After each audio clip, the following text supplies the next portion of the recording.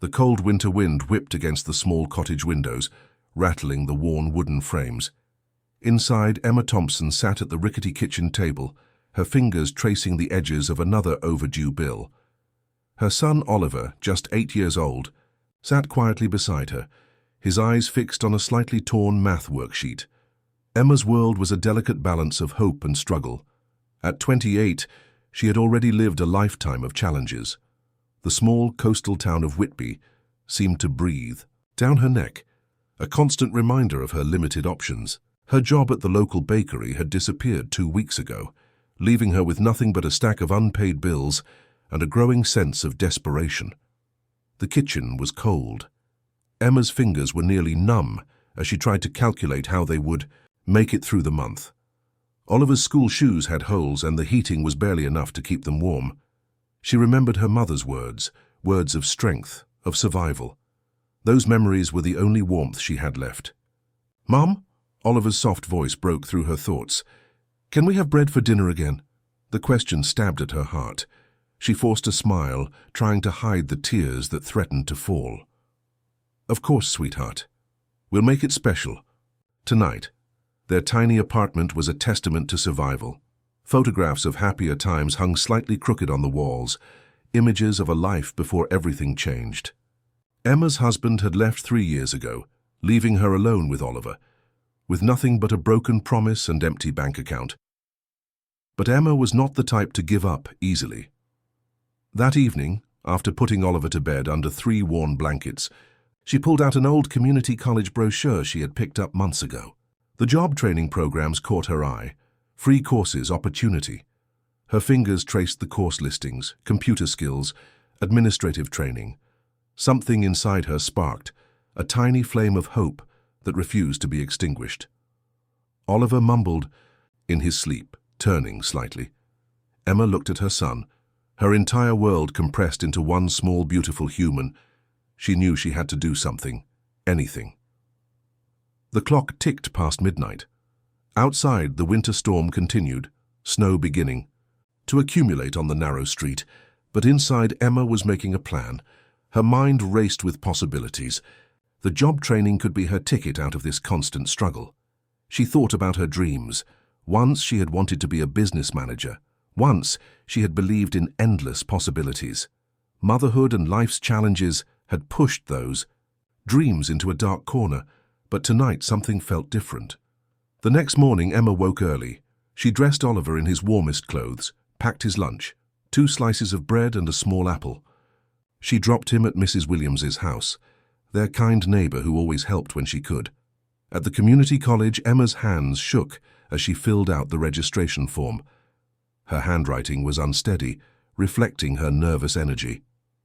The receptionist looked up and smiled, a kind, understanding smile that made Emma feel she wasn't alone. "First time?" the woman asked. Emma nodded. "First time believing I can change things," she whispered. The computer skills course seemed like a mountain she couldn't climb, but as she looked at the registration form, she remembered Oliver's face, his trust, his hope, her reason for everything. That night, as snow covered the small Yorkshire town, Emma sat beside her sleeping son. She touched his hand gently, a promise forming in her heart. She would learn. She would grow. She would create a better life. The journey would not be easy. But Emma Thompson was not afraid of hard work. She was a mother. She was a survivor. And this was just the beginning. The end. The community college classroom buzzed with nervous energy. Computers lined the walls, their screens flickering with potential and promise. Emma sat in the back, her hands clasped tightly. In her lap, feeling like an outsider among younger students with confident smiles, Mr. Peterson, the instructor, moved between the rows. He was a kind-looking man in his 50s, with glasses that seemed to understand more than just technology. Emma noticed how he watched the students, not just teaching, but truly seeing each person's struggle. Her first assignment felt like climbing a mountain. Typing was a challenge. Her fingers, used to washing dishes and folding laundry, felt clumsy on the keyboard. Numbers and computer terms swirled like a foreign language. Every click felt like a potential mistake. During a break, Emma overheard younger students talking about their dreams. university plans, career goals. She felt out of place, her age and responsibilities a constant weight on her shoulders, but something inside her refused to give up. Oliver's face became her motivation. Each evening she would return home exhausted but determined. Mrs. Williams would have dinner ready, simple shepherd's pie or warm soup. The elderly neighbor became Emma's unexpected support system. "You're braver than you know," Mrs. Williams would say, watching Emma practice computer skills late into the night. The course wasn't just about learning technology. It was about rediscovering herself. Emma realized she had skills she never knew existed. Her organizational abilities from managing a household translated perfectly into administrative work. Some nights were harder than others. Oliver would sit beside her, watching her practice typing. "You're doing great, Mum," he would say, his small hand touching hers. Those moments made every struggle worthwhile. Mr. Peterson noticed Emma's determination. During one class, he approached her quietly. "You have potential," he said simply. "Don't let anyone tell you otherwise." Those words became her secret weapon. When self-doubt crept in, she remembered them. When her fingers struggled with complex spreadsheets, she remembered them. The other students began to notice her too. Initially, intimidated by her age, they soon recognized her commitment. A young woman named Rachel started helping Emma during difficult assignments. Slowly, a small support network formed. At home, Emma's transformation began to show. Her posture changed, her confidence grew. Oliver watched in wonder as his mother became someone new, yet remained the same loving parent he always knew. Winter slowly gave way to early spring. Snowdrops appeared outside their tiny apartment. Emma saw them as a sign, small, delicate, but strong enough to break through the hardest ground. Her final project approached, a comprehensive spreadsheet that would test everything she had learned. Emma worked day and night, balancing her part-time cleaning job, the course, and being a mother. Mrs. Williams helped with Oliver, ensuring he was fed and cared for during Emma's intense study sessions. The community around her had become more than neighbors. They were her support system. The night before her final assignment, Emma sat surrounded by notes and computer printouts. Oliver was asleep. The apartment was quiet except for the soft hum of her borrowed laptop. She thought about her journey, the fear, the uncertainty, the constant struggle of providing for her son. But now, something was changing. She was changing. Her fingers moved across the keyboard with growing confidence. Each spreadsheet cell represented more than just numbers. They represented hope. They represented a future. As dawn broke, casting soft light through the worn curtains, Emma completed her final project. Tears mixed with a smile of pure, raw achievement. She had taken her first step, not just in learning computers, but in believing in herself. The world outside was waking up, and so was Emma Thompson. The end. The small business office buzzed with morning activity. Papers shuffled, phones rang, and in the corner Emma Thompson sat at her new desk, fingers moving carefully across the keyboard. Her first real administrative job felt like a dream she might suddenly wake from. 3 months of hard work had led her here. The local accounting firm had taken a chance on her, a decision that would change everything. Her starting salary wasn't much, but to Emma it was more than money. It was hope. Oliver's eyes had sparkled when she brought home her first proper paycheck. "We can buy new shoes," he had exclaimed, his excitement pure and innocent. Emma remembered how she carefully divided the money, some for bills, some for savings, and a small treat for Oliver. The office environment was new to her. Young professionals with crisp shirts and confident attitudes surrounded her. Emma felt like an outsider, her second-hand clothes and tired eyes a contrast to their polished appearance. But she worked harder than anyone else. Mr. Harrison, the senior manager, noticed her dedication. "You're different," he told her one afternoon. "Most new employees don't show your level of commitment." His words became another layer of her growing confidence. Mornings became a careful dance of preparation. Emma would wake early, prepare Oliver's lunch, drop him at school, and then rush to work. Mrs. Williams continued to support her, helping with Oliver's after-school care. Their little community had become Emma's strength. Sometimes doubt would creep in. During lunch breaks, Emma would sit quietly, listening to younger colleagues talk about their dreams and futures. She would remember her own interrupted journey, the years spent struggling as a single mother. But then she would look at her latest spreadsheet, her carefully organized files, the small tasks she completed with growing skill, and the doubt would fade. Oliver was changing too. His school reports showed improvement. The extra money meant better books, better opportunities. Emma saw her son growing more confident, more hopeful about the future. One particularly challenging week, the office computer system crashed. While others panicked, Emma remained calm. Her recent training kicked in. She helped recover lost files, organized backup systems. Mr. Harrison watched her with growing respect. "You're becoming indispensable," he told her, a rare smile crossing his usually serious face. The winter had been harsh, but spring brought new possibilities. Emma's tiny savings began to grow. She could now afford small luxuries, a new coat for Oliver, slightly better groceries, a small birthday present. Her colleagues began to see her differently. No longer the outsider, she became a valuable team member.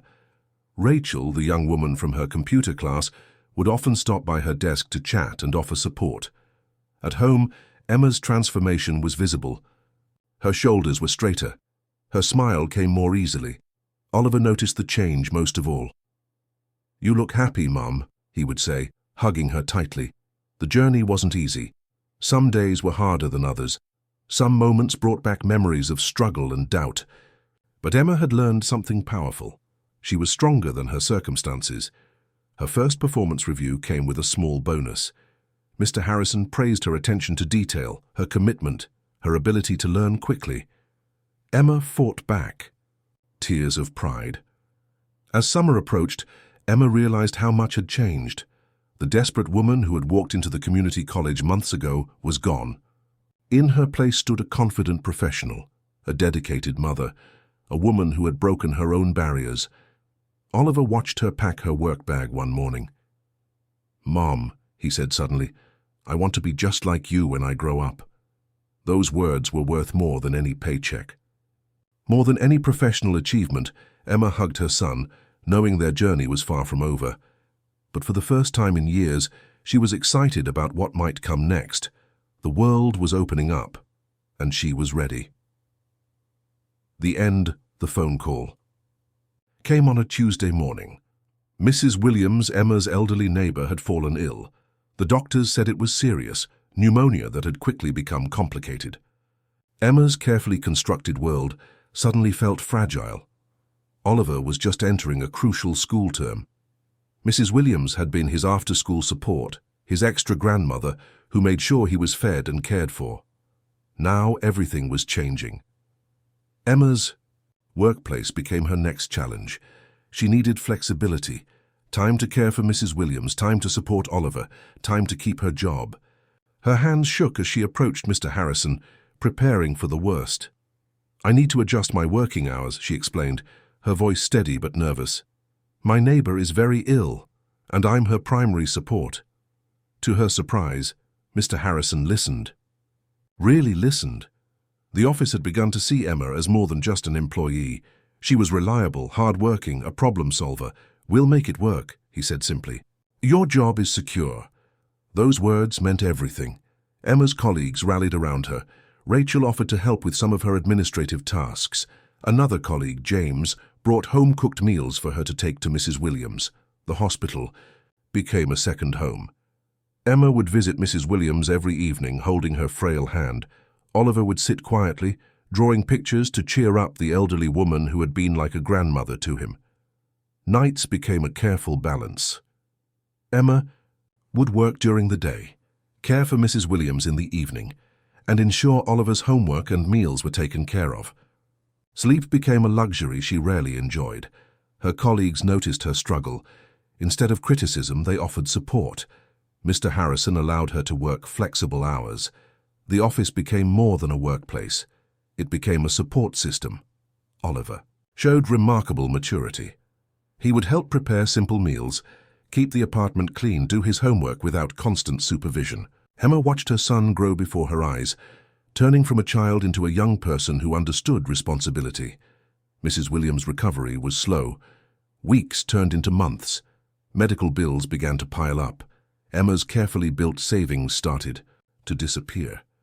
But she refused to give up. Her workplace continued to surprise her.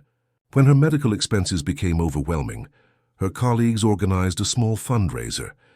Mr. Harrison personally spoke to the management about providing additional support.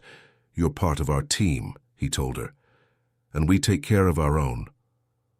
Oliver became her strength. Each morning he would give her a special hug. "We can do this, Mom," he would say, repeating the words she had told him so many times before. The community around them became a network of support. Mrs. Williams' church group helped with meals. Neighbors took turns checking on her. Emma's computer skills became useful in managing medical paperwork and insurance claims.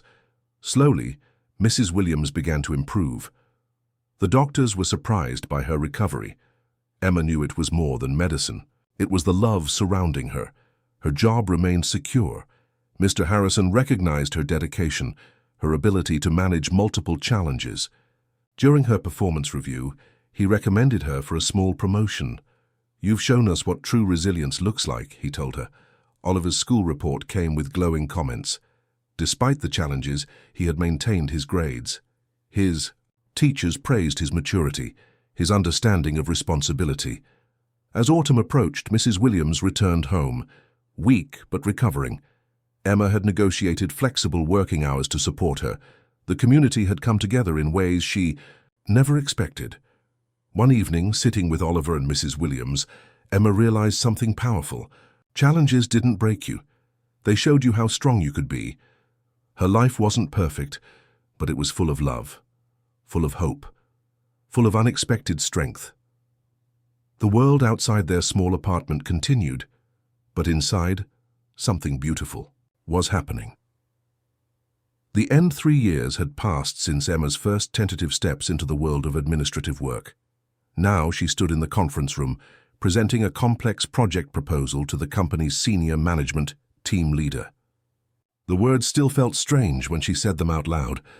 From a struggling single mother to a respected professional, her journey seemed impossible. Yet here she was. Oliver was 14 now, growing taller every day. His recent school report showed exceptional grades. A scholarship opportunity had opened up, something Emma could never have imagined years ago. Her son was becoming everything she had hoped for. The small apartment was now a modest home. Not big, but comfortable. Enough room for Oliver to have a study space, for Emma to have a small home office. Every corner told a story of their struggle and triumph. Mr. Harrison had become more than just a boss. He was a mentor, someone who had believed in Emma when she didn't believe in herself. "You're going to start mentoring other single parents," he told her one morning. It wasn't a request, it was a statement, and so began her most important work. Emma started a small support group at the community center. Women who were struggling, who felt lost, who needed someone to believe in them.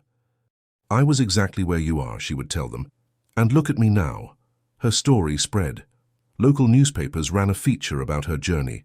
The community college where she had first learned computer skills invited her to speak to new students. Mrs. Williams, now fully recovered, would sit in her comfortable armchair and watch Emma with pride. "You've become more than you ever imagined," she would say, her eyes twinkling. Oliver was changing too. He understood their journey in a way few teenagers would. He helped with the support group, sharing stories of how a mother's determination could change everything. The company recognized Emma's work. Her mentorship program became a model for other businesses. Young professionals began to seek her advice, not just about work, but about life. Her support group grew. Women who had lost hope found strength. Mothers who thought they couldn't succeed discovered their potential. Emma became a beacon of hope for many. Financial stability was no longer a distant dream. Emma could now plan for the future. Oliver's university fund was growing. She had savings. She had a career. She had respect. But more importantly, she had hope. And she was sharing that hope with others. One evening, sitting with Oliver and Mrs. Williams, Emma reflected on their journey. The cold winter nights of struggle seemed like a distant memory. They had survived. They had thrived. "I'm proud of us," Oliver said suddenly. Emma looked at her son, no longer a child, but a young man who understood the meaning of resilience. Her mentorship expanded. The community center asked her to develop a full program for single parents seeking career development. Emma saw it as her chance to give back. Mr. Harrison watched her growth with pride. "You're changing lives," he told her, and he meant it. The support group became a community. Women who had once felt alone now had a network. They shared job opportunities, childcare solutions, emotional support. Emma's story became more than just her own.